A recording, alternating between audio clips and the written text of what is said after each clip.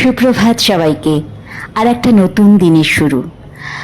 25শে বৈশাখের আমেজ চলছে এখনো, আর প্রতিটা দিন নতুন করে আমাদের বাঁচতে শেখায়, বদলে যায় আমাদের জীবন দর্শন।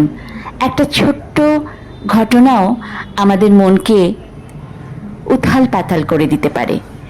তো আজকের সকালটা আমি ঠিক করেছি এই সবুজ গাছেদের সঙ্গে কাটাবো, যারা কথা বলতে পারে না কিন্তু যাদের অনুভূতি প্রবল। আমরা হয়তো সময় দিতে পারি না এদের, কিন্তু এদের সঙ্গে থাকলে, এদের কাছাকাছি থাকলে মন হয়ে ওঠে শিশুর মতন সরল। আর আজ সকালে তাই ওদের সঙ্গে আমার গান কবিতায় কিছুটা সময় ভরে উঠবে। আর এই কামিনী গাছের ফুল অসাধারণ সুবাস ছড়ায় চারিদিকে, রাতের বেলা দিনের বেলা সবসময়।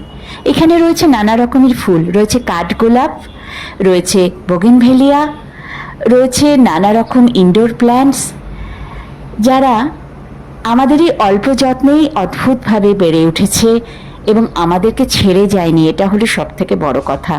আমাদেরকে প্রতিদিন আনন্দ দেয় এদের সুবাস, এদের বেড়ে ওঠা, এদের হালকা হাওয়ায় পাতা নাড়ানো, সব কিছু আমাদের নতুন করে সৃষ্টি করে আমাদেরকে।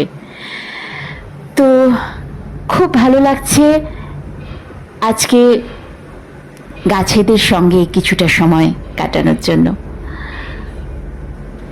এই বৈশাখী সকালে কবিগুরুকে স্মরণ করে কিছুটা সময়।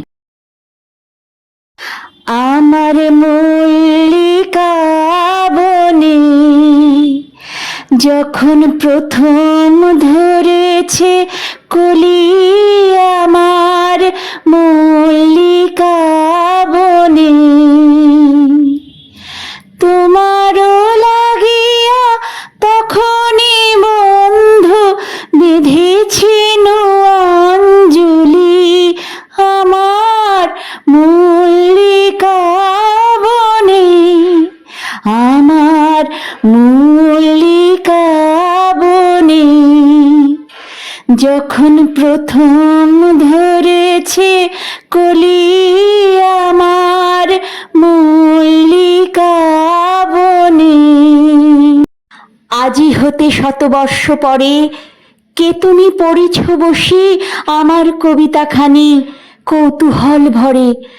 আজি হতে শতবর্ষ পরে, আজি নববসন্তের প্রভাতের আনন্দের লেশমাত্র ভাগ, আজিকার কোনো ফুল নিহঙ্গের কোনো গান, আজিকার কোনো রক্তরাগ অনুরাগে সিক্ত করি পারিব না পাঠাইতে তোমাদের করে।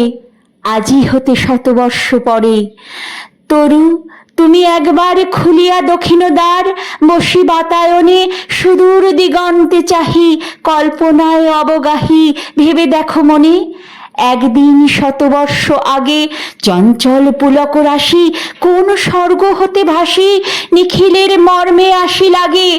নবীন ফাল্গুন দিন সকল বন্ধনহীন উড়ায় চঞ্চল পাখা পুষ্পরেণু গন্ধ মাখা।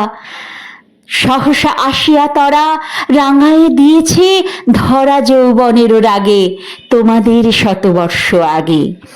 সেদিন উতলা প্রাণে হৃদয়ে মগন গানে কবি এক জাগে।